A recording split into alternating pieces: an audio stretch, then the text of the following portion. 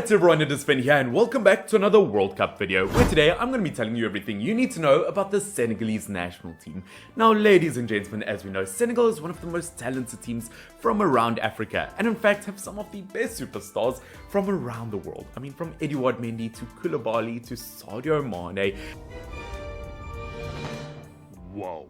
The Senegalese national team is absolutely stacked, and of course, after winning their first ever African Cup of Nations in the beginning of the year, they will be riding on a tiny bit of a high, so much of a high I'm surprised Snoop Dogg is in this team. But looking at Senegal today, we're going to be talking about their chances at the World Cup, we're going to be talking about their history in previous World Cups, we're going to be talking about their group, and ultimately what I believe is their best possible starting 11 for the upcoming World Cup. Now I do want you guys to put in the comment section down below how far you think the Indomitable Lions will make it in this tournament, as I truly believe that Senegal, out of all African nations in the World Cup, have the possibility to make it the furthest.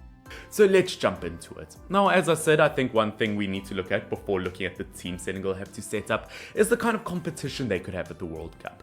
Now, they are in a group with Netherlands, Ecuador, and Qatar, should I say, which, let me just say, it isn't the most difficult group, and they should make it through to the next round.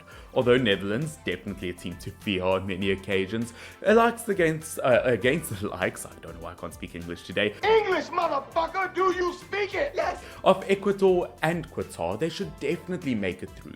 One thing that does slightly worry me though is looking at Senegal, although they won the African Cup of Nations, a lot of their games they really left it till the last minute, past the 90th minutes in fact, to get the points. If they do want to make it far in this World Cup tournament, they are going to have to switch on, and in terms of attacking ability, they do have to look better. Now looking at the kind of setup Senegal have to go with, I do believe that they should go with a 4-3-3 formation. Yes, that is what they traditionally go with, and as they did win a trophy in the beginning of the year, I don't see why they should change it.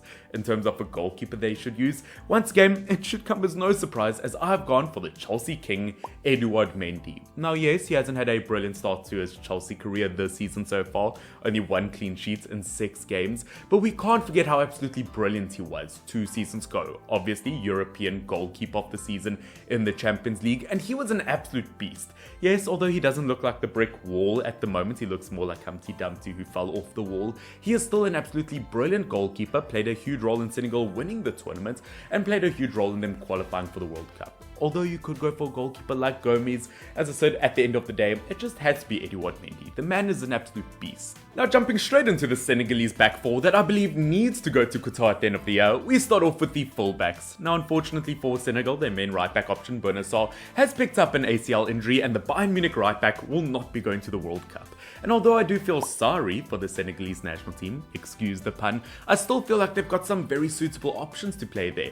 In the right back position as a substitute for Bonassar, I've gone for Youssouf Sabaly, and in the left back position, I've gone for Seloukas. Now yes, I know Sabaly as a right back option is a tiny bit strange, considering he hasn't even been included in the current friendly games that they've been playing, but let me tell you, don't forget, this is my honest opinion, that I think Sabaly, out of all right backs available, out of fit right backs at the moment, that he is Senegal's best option. I mean, in fact, up until 2018-2019, he was Senegal's main right back, showing on 23 different occasions that he can do it for the club. I do believe that the Real Betis right back will prove a point in this tournament, and as I said, out of right backs available, he is the best option. I know you could go for someone like No Fatiga, who could also represent Belgium at this point, and you would want to snatch a player like him up so that Belgium don't in the future. But of course, not representing the likes of Senegal yet, I do believe they need to go with someone with more experience, and Sabaly just seems to be the best option. Now, as I said, in the left back position, I've gone for Seloukas, who obviously looking at him had to recently kiss his former club goodbye as he is without a club. But looking at the 33-year-old left back,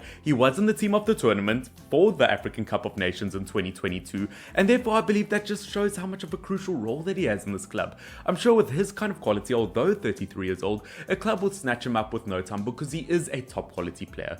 Once again, you could go for someone else like Balo Toure, who's currently at AC Milan, but currently the understudy to maybe one of the best left backs in world football at the moment, Theo Hernandez. I'm also not sure how much game time he'll get. Once again, I'm not sure whether there's a right or a wrong answer there, but as I said, just looking at a player like Kiss, I do believe his kind of experience in the squad, much like Sabaly, I do feel like those are the best fullback options. Now, of course, between two, well, actually quite quality fullbacks that I initially had a problem with, we've got a very defensive or very good defensive partnership in between, as our centre backs are going to be the likes of Diallo and Kulabani. Now, as we know, Koulibaly, also known as the Wall, Liverpool, unfortunately has been pushed to the bench of this Chelsea team, although started off very strong with his Chelsea career. Unfortunately not really favoured at the moment by Graham Potter. But we all know his defensive qualities.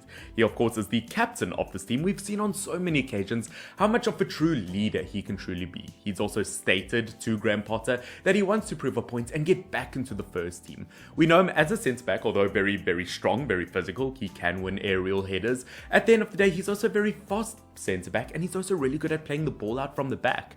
Therefore, a player like him, once again, no argument about it, needs to be included in this team. And next to him, as I said, I've gone for Diallo, who once again, I've kind of put him in this team because I feel like he is the best fit kind of to complement Koulibaly, if I can say that.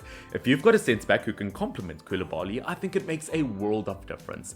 Looking at Diallo, unfortunately not included in the current PSG team this season. He has been loaned out to RB Leipzig, which at the end of the day, when Ramos games form at PSG, what else do you expect? Unfortunately, Diallo isn't going to get the game time he expected, and RB Leipzig, a loan move there, could be perfect for him. As we know, he's been part of the Senegalese team for a very short amount of time, only making his debut in 2021, but already 17 appearances. And within those 17 appearances, to get 7 clean sheets already, once again, it just shows how much of a crucial player he is. Once again, as I said, he kind of complements Koulibaly's style of play, and having 2 centre-backs like that, once again, it is the perfect option. Now, of course, in front of a very, very strong defence, despite some injuries here and there, we've got a very, very solid midfield, and the midfield 3 I've gone for includes the likes of Idrissa Gueye, we've got Untitled from Sheffield United, and to end it off, we've got Koulibaly. Hey, that's pretty good.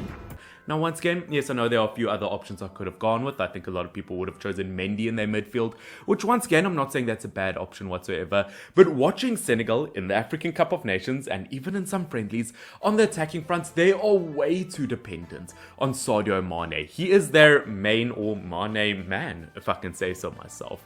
Stop it. Get some help. Once again, it all kind of goes down to Sadio Mane to create the attacking chances, and therefore putting a player like Ndiaye in an attacking midfield position just seems to be the best option. I mean, looking at the 22-year-old midfielder, he's had a brilliant start to Sheffield United this season. 10 games in so far in the Championship, 5 goals and 1 assist. Obviously, looking at him last season, 7 goals and 2 assists. He's already improved and could absolutely beat his record from last season.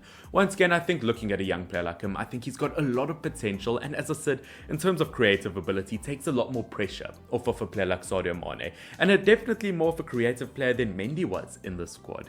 As I said, looking at the 2 holding midfielders, if you'd like to put them that, I've put Idrissa Gueye and I've put Koulibaly. Once again, 2 midfielders that I don't feel like I have to explain too much, but I still will do so, because looking at a midfielder like Idrissa Gueye, he's obviously just returned to Everton after going out to PSG for a few years, and once again really made a name for himself.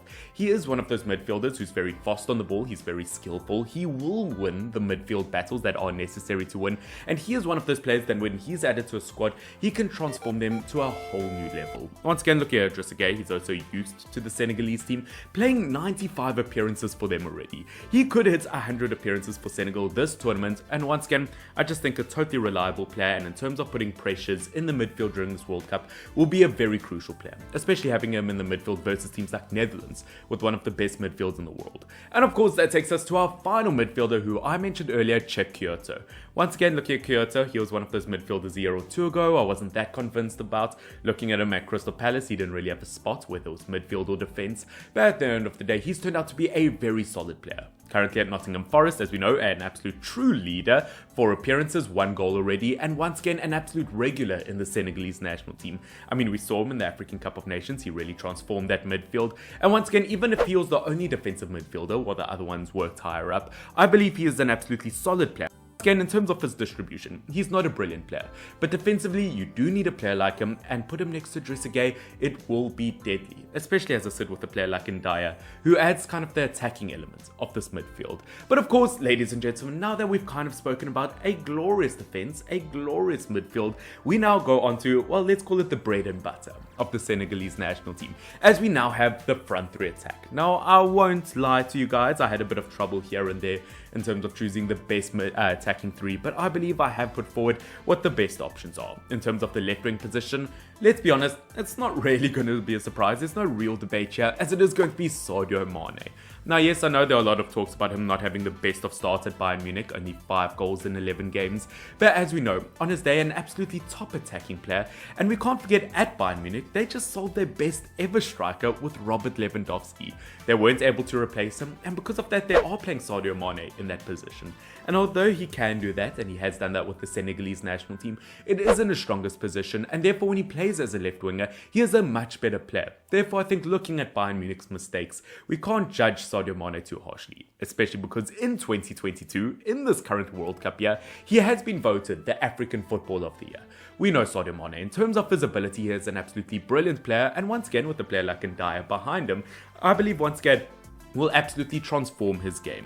In terms of the right wing I've gone for, once again, there were 1 or 2 different options that I could have picked for, but I've gone for Ismaila Sarr. I know he is a player that Watford fans aren't necessarily huge about at the moment, considering he's struggled a lot with injuries, he hasn't been able to play for them, but on the other hand, he has been selected for the Senegalese national team. But as we know, on his day, Ismaila Sarr is an absolutely brilliant player, currently 24 years old. He is kind of, I know, still very, very young, but he is at that stage where I thought he would have made a big move from Watford at this point.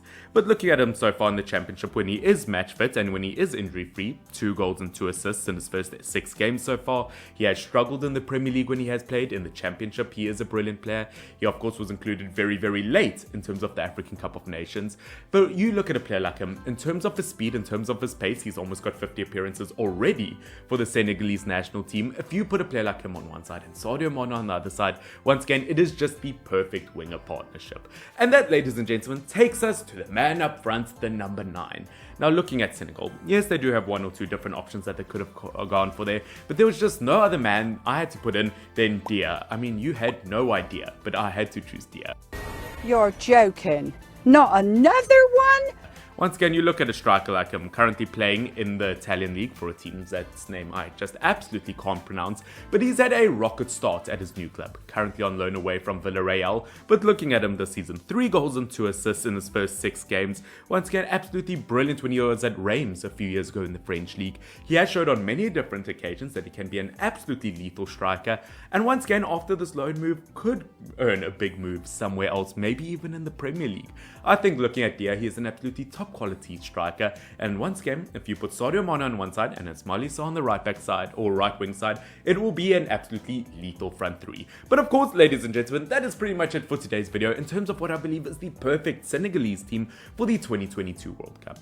As I've said on many different occasions, this team has a lot of potential in it. I do believe that changing this midfield 3 will be the biggest impact on this team, putting an attacking midfielder in as opposed to just a flat midfield 3 or even just a defensive midfield 3. I do believe that could be a big game changer. But ladies and gentlemen, don't forget, if you have enjoyed this video, don't forget to leave me a little subscribe down below. I'd really appreciate it. The goal is still 10,000 before the end of the year, and of course don't forget to like it down below as well and comment which team you would like me to talk about next. This has been Finn, FYNN. This has been the Indomitable Lions. They could do something very deadly. But guys, Finn, FYNN. Until next time, cheerio.